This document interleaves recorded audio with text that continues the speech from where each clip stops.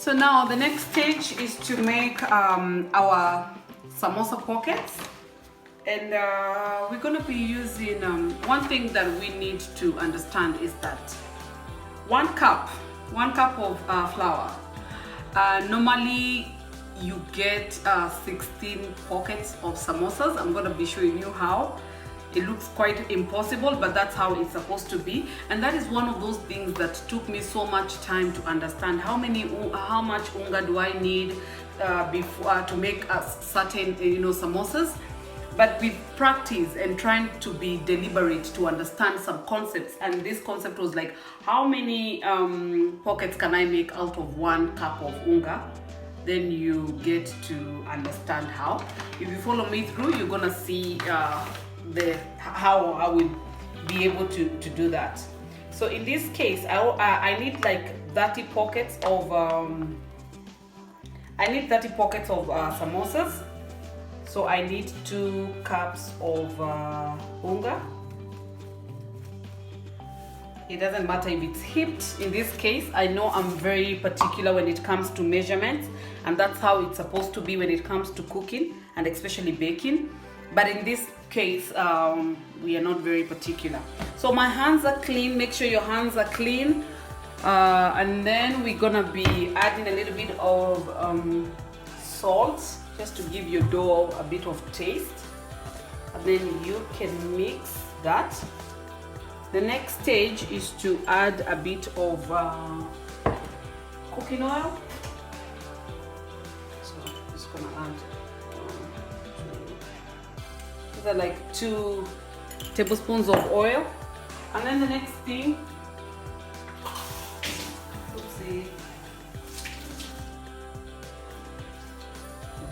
the next thing that you need to add is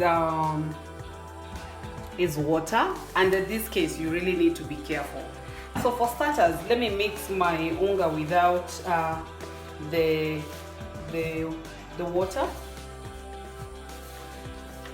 and then I'm going to show you how to make sure that you measure your water the right way, because when it comes to cooking, this is the part that confuses a lot of people. It's the most challenging, like how at what ratio. So our unga is ready, and in this case I'm gonna use I normally use not half, a quarter of a cup for 1 cup of flour. So I'm gonna use half the water, not half, like slightly less.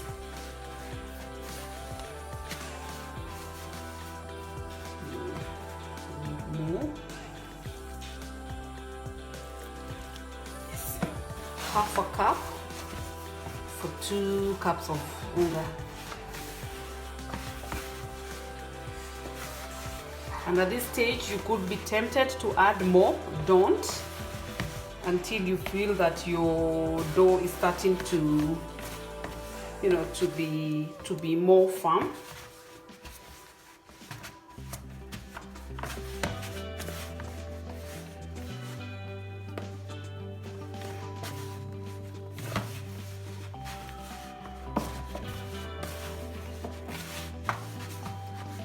So our dough is slightly tough, so you're supposed to add more water. And in this case, let me use my, because despite it might look like you don't need to measure, but it's always good to do that, because you never know with unga, it can really mess you up.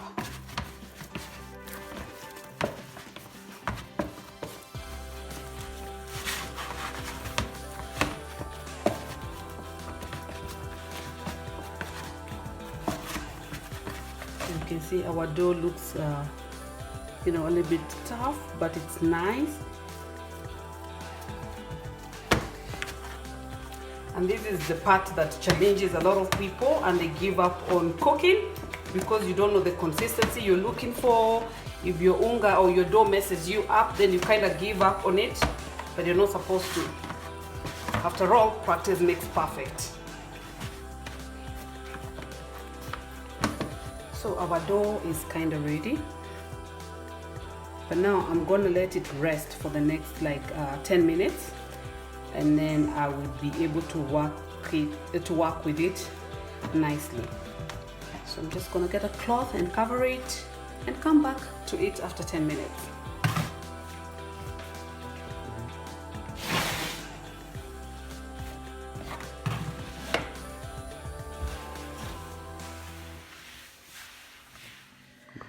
Okay, so now on to the, I don't want to say final because it's not final. I needed to want you to give up on trying to make samosas because you're feeling it's too much. And I think that, you know, we give up quite easily when we see like the process is kind of complicated. But we do forget the valuable lessons we learn along the way. So let's not give up. Let's go now to our dough. See guys, it's so soft. Yes, my hands are clean. Yes, the dough is so soft, and this is the element we were looking for, you know, that softness. So the next thing that I need to do is to knead it. Move it from. But this is ready to go. Distress. Okay. So now going to the next stage of our pocket making, samosa pocket making. I'm not very good with titles, but we're not here for the titles, we're here for the process. So we need to divide this into two, because remember we used two cups of flour, so meaning we need to separate to divide this into two. And this is where you will get to understand the concept of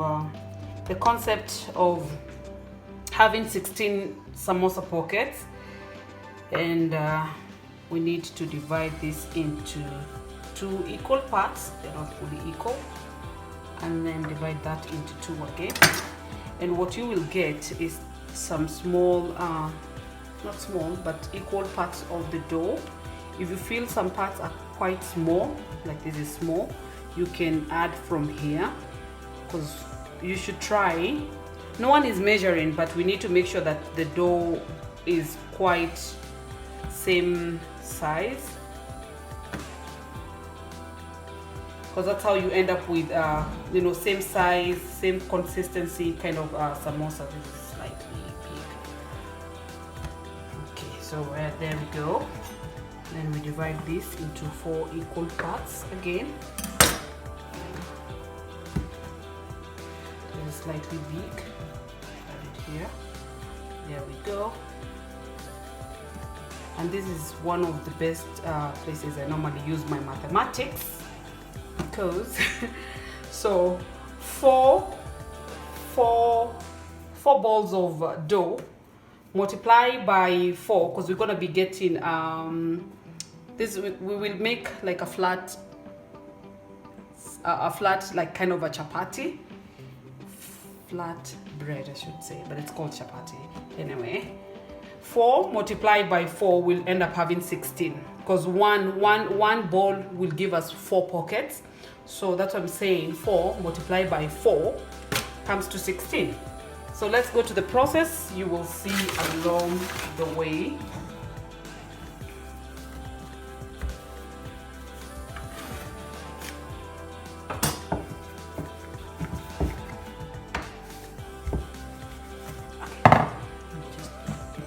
Give it space.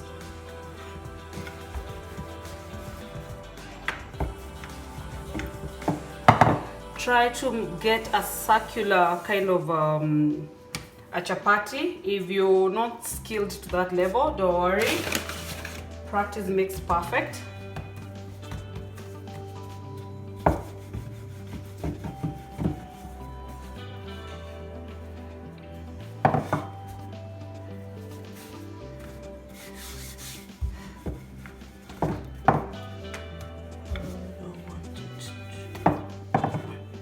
So the next thing that I'm trying to make sure is that the chapatis are almost the same size. Mine are not really the same size. Maybe I should just spread this a little bit. Yes. And the reason why we want our small chapatis to be the same size is because when we start, we're gonna have to merge this to be one for us to be able to cook, or to go to the first stage of cooking the chapati, making the samosa pockets. Whew, explaining is a bit hard, but anyway, I hope you're following me through. The next thing you need to do is to sprinkle a bit of unga, and the reason we're doing that is that when we're separating these pockets, it's gonna be easy. Oopsie, I think I need to now put on my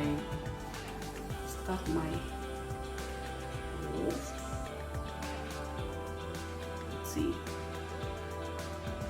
Yes, it is. So we need this to be hot. Then we come back to our pockets.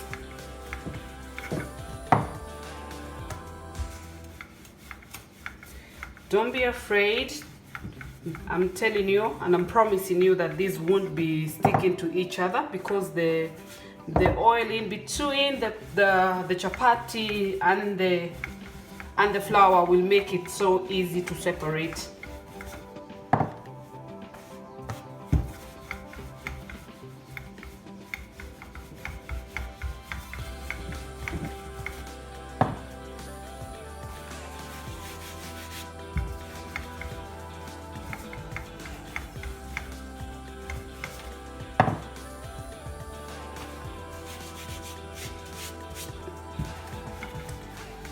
This stage, it doesn't look very flat. It doesn't look very round, not flat. Ooh. But it's good enough.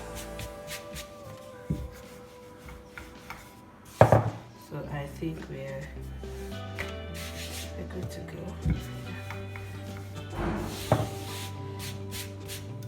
So we can keep this on the side as we wait for the pan to be hot enough. Then we go to the next one. Repeat the same process.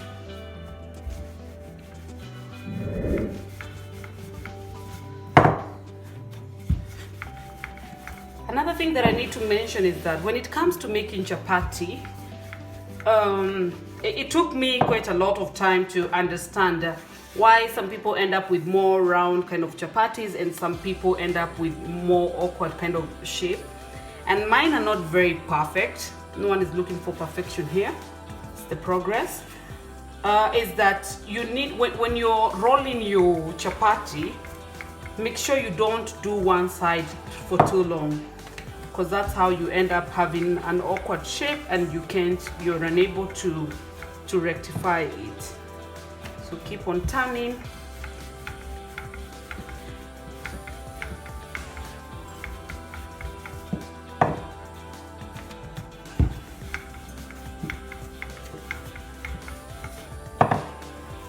I think these two are enough to show you how to go to the next stage now.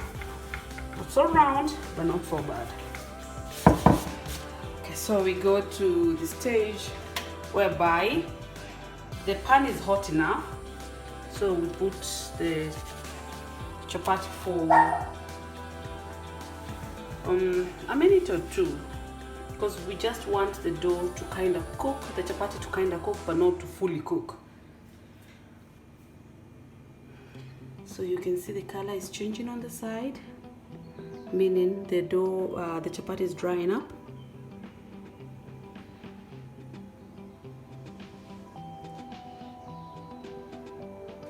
I need a spoon.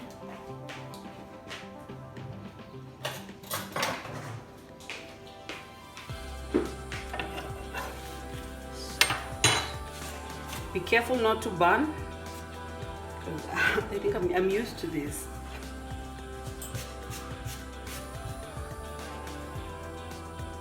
So you don't want it to dry up, and this is done. You need to get it out and put the other.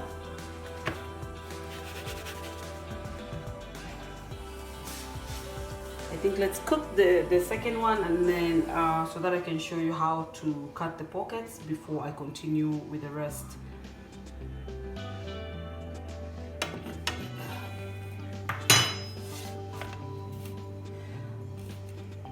If you're not used to, please remember to turn using a spoon.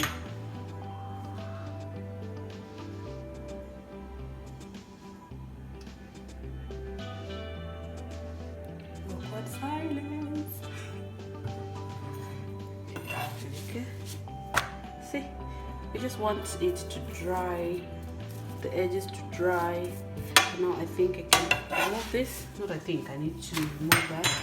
Switch off my stove and then come to the next exciting part, which is now separating. See, it's giving way, it's easy to do, and be careful, the air coming inside can be too hot and burn you. And that's how you separate the two. And the next stage is to take your knife, try to cut in the middle. Be gentle not to cut your countertop. And that in the middle. There we go. See? There we have our pockets. See? And sometimes you can cut before separating, but I find it easy to cut, to separate and then cut.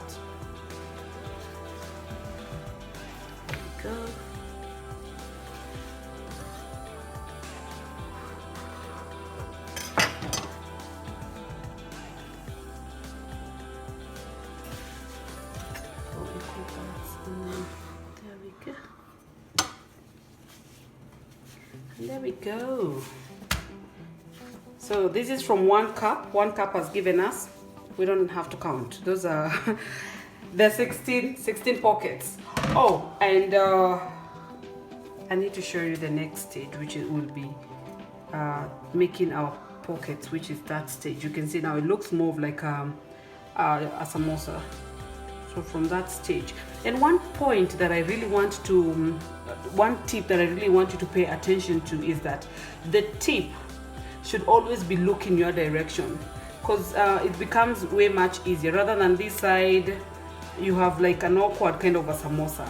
So the only thing that I would really emphasize on here, the tip should always look your direction, turn, put your, try to first measure, put your glue here, which I will show you later how to make. And once you have that, then you're able to seal. And then you have your samosas. These are looking quite small, but anyway, as we said, we're learning. And then the next thing is that you have to make sure that you cover so that they don't dry up. So this is the last chapati that I was doing, and you see the reason why you're not supposed to make the chapati stay for too long on the hot pan, because now this one will just, you know, break, creating, you know, a weak link. The chapatis can, the samosas can break. Anyway, I hope you can learn, guys, from my mistake. Don't do that on your own. Okay. So here are all our samosas. These are 32 pockets, and from our 2 cups, I need only 30, depending with my, I'm just giving an estimate for my mincemeat. And now let's see how many chapatis samosas we can make out of this. So now we go to to the next stage, whereby we're making our glue. We need glue to fix our samosas. I'm going to use 1.5 tablespoon of unga, and then we just and 3 tablespoons of water. That's too much. Meaning we have to add 1 more. Oopsie.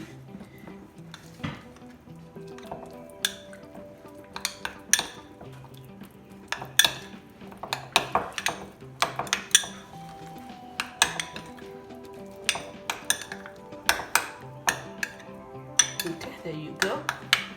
And with that, now this is our glue. We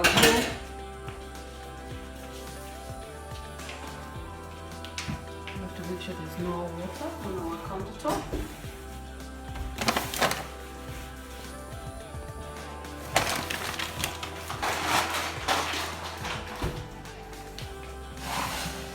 And then now I will show you how to make the samosa pockets.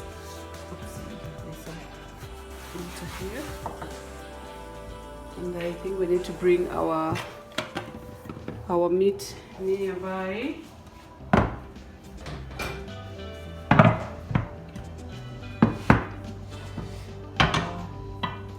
Our meat is fully cooled down.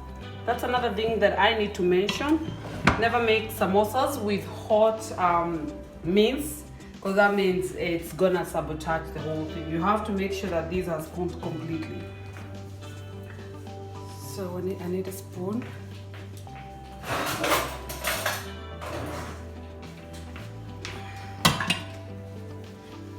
So as I said, make sure this edge is face is looking at your direction, and then make samosas. Take your glue. There. So let's make 4. So another thing that I need to mention, make sure first before you put your glue, you have to see how your samosa will look like, or the space in between the two. Okay, what am I saying? Okay, you understand. I hope you do understand what I'm trying to say. There you go.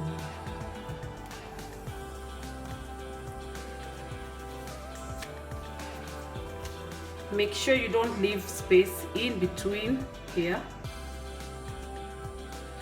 otherwise your samosas will start soaking in oil when you start to cook it. So putting this on the side, let's go to the next stage where you're going to be showing you how to fill the samosa pocket. So hold your pocket like this, then put in your samosa filling. One and a half tablespoon should be enough, and then make sure that you press a little bit the meat to stick inside nicely. And then the next stage is to make sure that this goes under here. See, and then press. This is another reason why you should not fill your samosas too much. And once you do that, you will try to avoid these spaces in the corner, and then you take your glue again, put it here,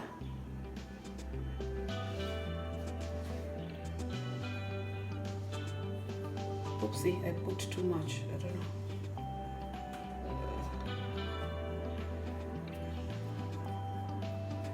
Okay, because the samosa, I need to show you the next one.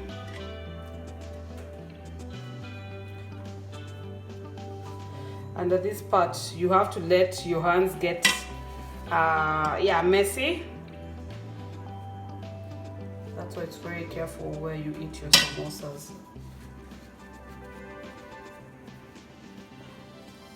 So see, all the edges are closed, and then there you go. There's our samosa. The next one.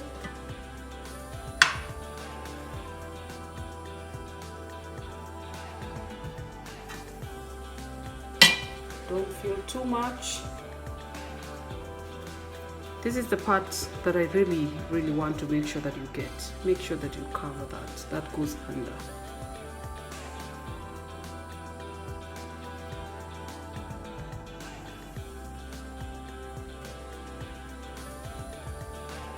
So the final one.